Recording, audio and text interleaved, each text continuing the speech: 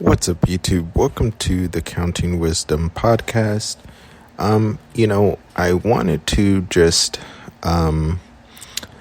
give some scriptures, go over a reminder of the rapture, and why I believe we can expect a pre-trib rapture.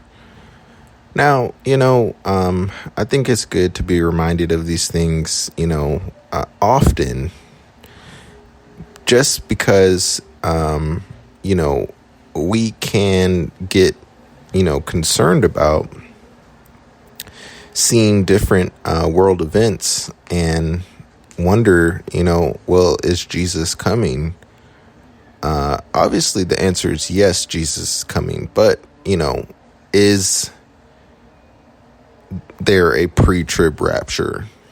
Now, I like to also talk about, I think, the tribulation time is going to be something along the lines of the pandemic where we aren't going to be able to work. I think they're going to really perfect these robots, and a lot of jobs, if not most of them, are going to be either computerized or a robot is going to be doing it. And that's how I think the mark of the beast comes out, is because, no one is working, but there is a universal wage, a universal wage that is out. And then eventually it turns into a mark of the beast type of thing. And so that's kind of how I think things may run. And that's really based off of the Bible. Now, I also want to talk about what we should be doing, to prepare as much as we can, and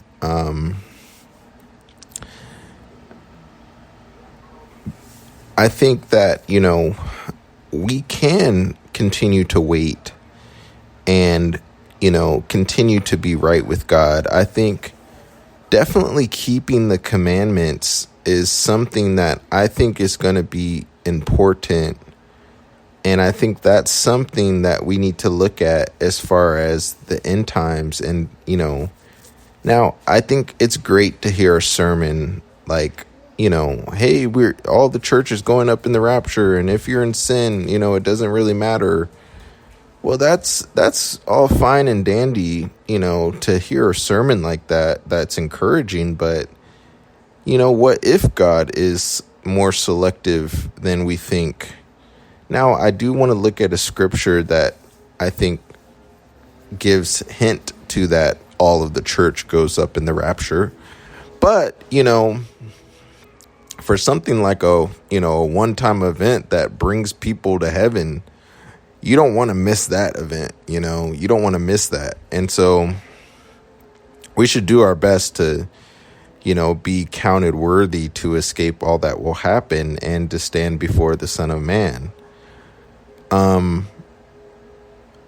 Now, I do think, we can store up food, store up water, store up, different things, as we get the means. I don't recommend going into, too much debt to do that. Like you're just saying, oh, I'm going to, go into $50,000 worth of debt. Now I think maybe if you can get approved for that much, maybe that is a smart thing to do. But definitely be able to make the payments, and not necessarily do it where you're not, able to make the payments. And let's say the rapture doesn't happen until, a while, and you're, a whole bunch of money in debt. That's not a great thing to do. But, let's say you can get a loan. I would definitely buy, buy a whole bunch of food and store it up. That's what I would try to do.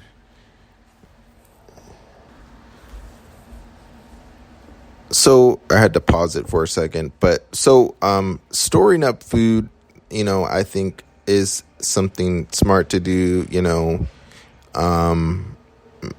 Self-defense, I think, is a smart thing to do. Maybe buying those wood little planks that you can get at Lowe's or Home Depot to board up your windows when the time comes. Different things like that.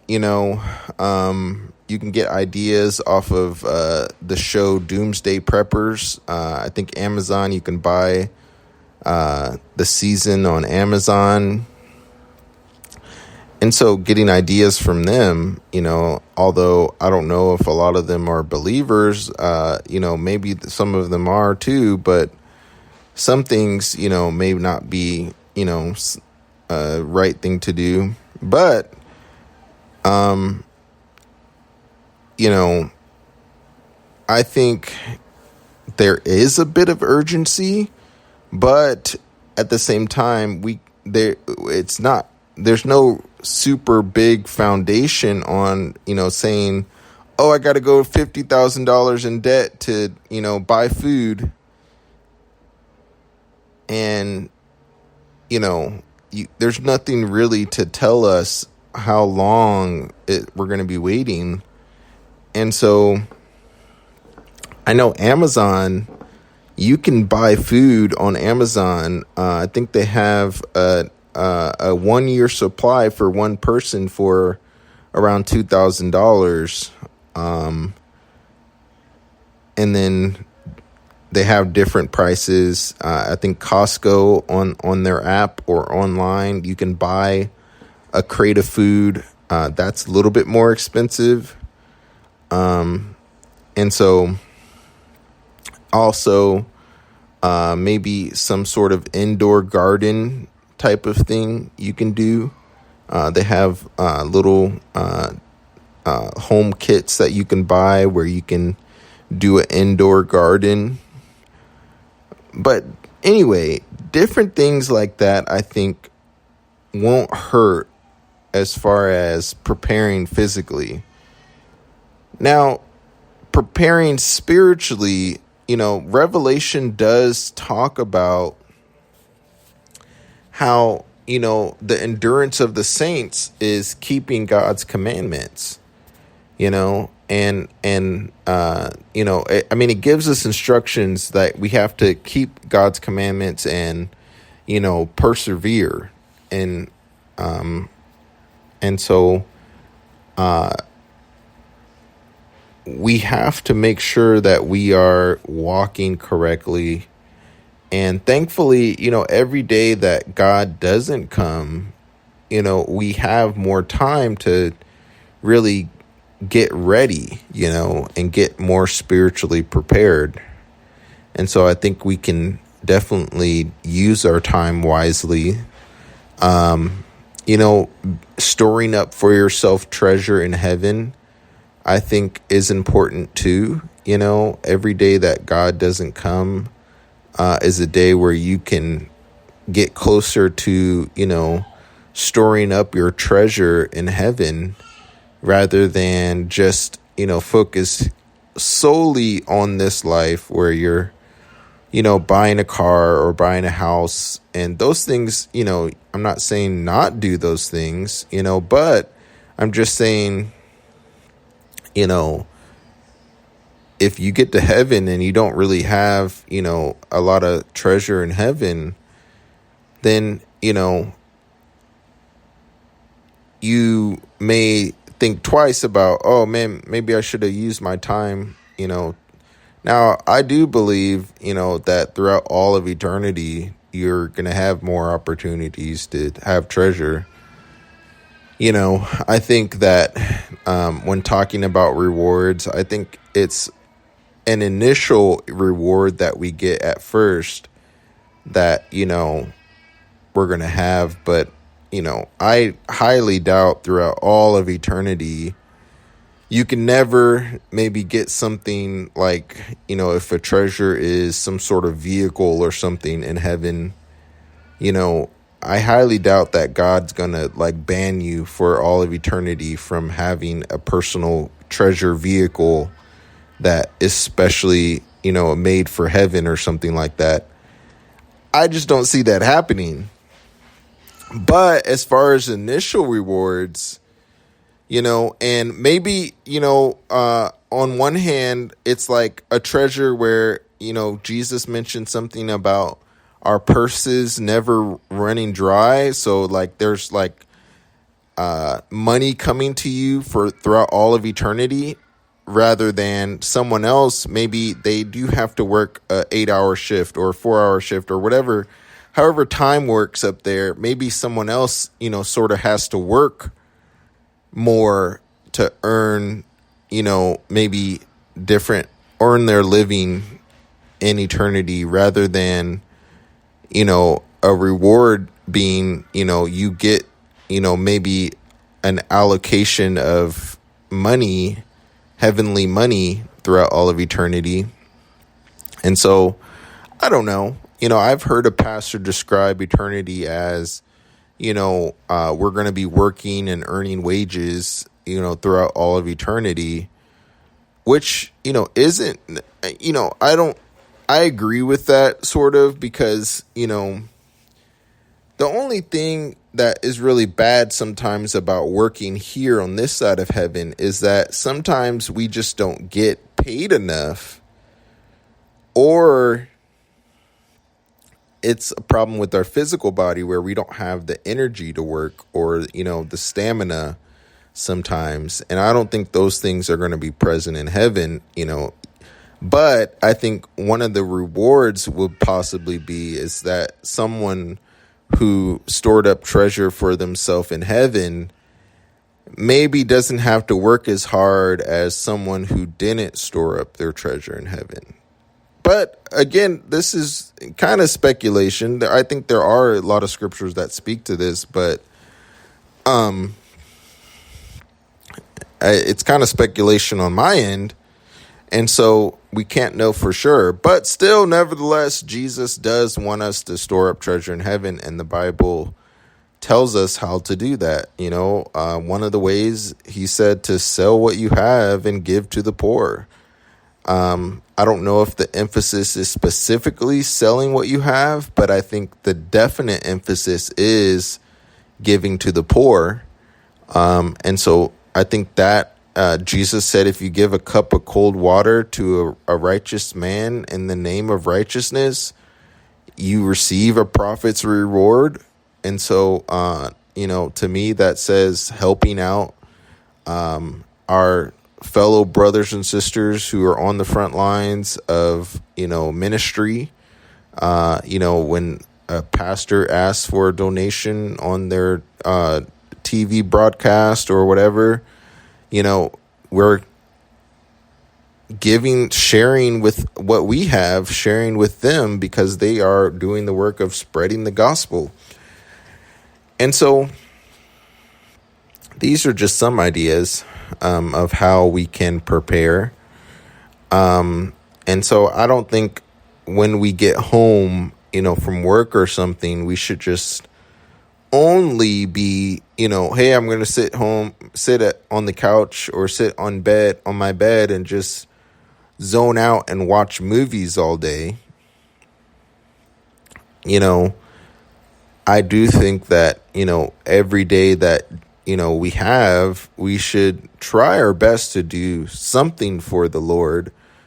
And we've talked about different layers of that. First is, walking in righteousness, walking in holiness, keeping the commandments. We talked briefly about that. But then also your service. So, doing something. We talked about giving to the poor. We talked about,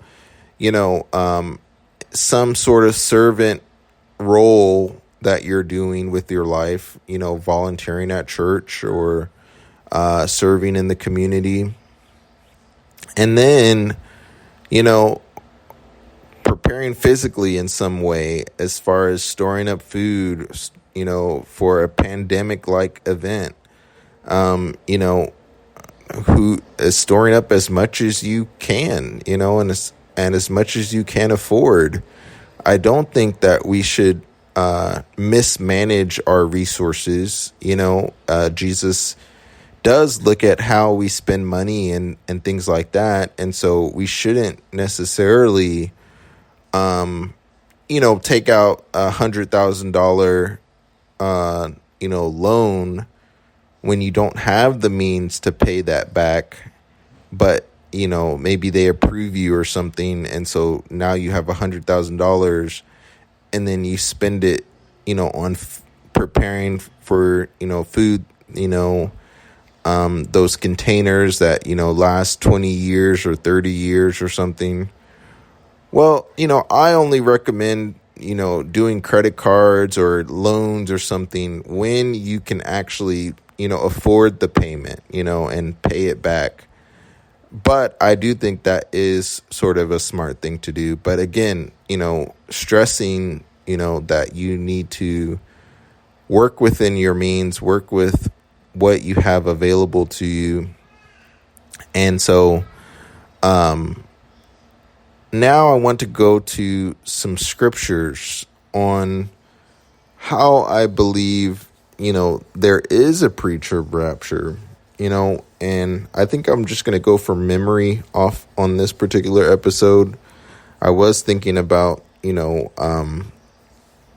out my iPad and going to the Bible verse, but Revelation 3:10 is a great verse that talks about how God is going to reward a group of people that persevere, and it says that I will keep you from the hour of trial that is coming on the whole world.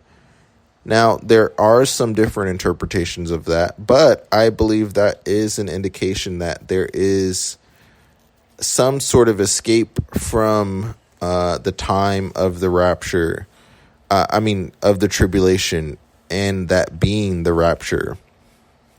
Now, I think sometimes God keeps things normal. He sets the standard of normal. And so to say that we are just going to be taken to heaven would be crazy. But, the Bible mentions people being taken to heaven. We have the story of Enoch. We have the story of Elijah, who did get taken to heaven. And so it's not completely crazy to think that, God's going to rapture, the estimated 2 billion Christians that are on this earth. Now, again, that's why I do think that preparing physically is helpful. If you have the means, buying a home, secluded or in the woods or something, I think that's a smart thing to do. Doing a homestead, having animals, chickens, and preparing for a long haul when the economy breaks down, different things like that I think are important. But I do want to talk about how I do think there is a preacher rapture.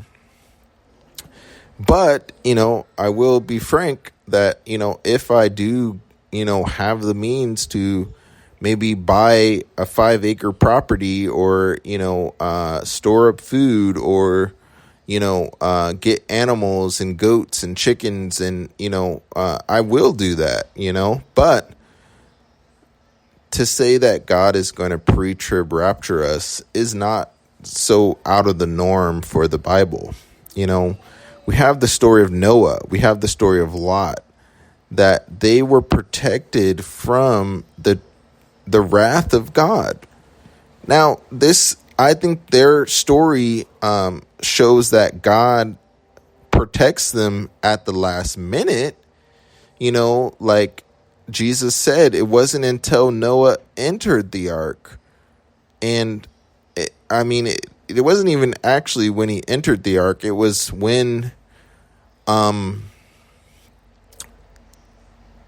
the flood came. Noah was already in the ark. and then, destruction came on people. And so Lot, I think he left that same day or within one day before it rained down fire and brimstone on Sodom and Gomorrah. So that's why I think that, sometimes when we're thinking, hey, it's been too long, when is God going to rapture us? I think the escape comes right before, if not a day before, the tribulation and all of the events of Revelation are set to kick off, and so that's why I think that, until we get to that stage, which I think we're getting closer and closer to that stage, we can still count on waiting for the rapture. Now, if we see some of the tribulation events starting to take place, then I think, we should, sort of shift our thinking of, oh, man, maybe the rapture's mid-trib or something or whatever, or I got to, endure. But, before we even get to that thinking, we should already be preparing for that type of thinking now and saying, hey, I'm going to, prepare physically, and store up food or store up water, in anticipation of that type of thinking. Now, I do think also that if you think you could possibly miss the rapture, then you should definitely prepare physically. I don't recommend not doing anything. But also, God said in his word that we are not appointed to wrath. And so I think that is a big statement to say that, we will be raptured before the tribulation because, we aren't appointed to the wrath of God, which I believe comes on the whole world and not just in sections. And, I don't think the wrath of God is really going to discriminate. Even Lot's wife was turned into a pillar of salt. And so, Jesus specifically said, remember her, that, if you're in Sodom and Gomorrah, the fire and brimstone is going to fall on you no matter what. Lot had to completely get out of the city. And so I think that same thing is going to happen with us, is that we need to completely get out of the earth. And I think that's what God's going to do. Now, the rapture is in 1 Thessalonians, and so 1 Thessalonians talks about how, we will be caught up to meet the Lord in the air. And John 14 is a great verse that talks about how Christ went to prepare a place for us, and that if he goes to prepare a place for us, he will come again and receive us to himself so we can be where. So these are just things that I think we need to remember.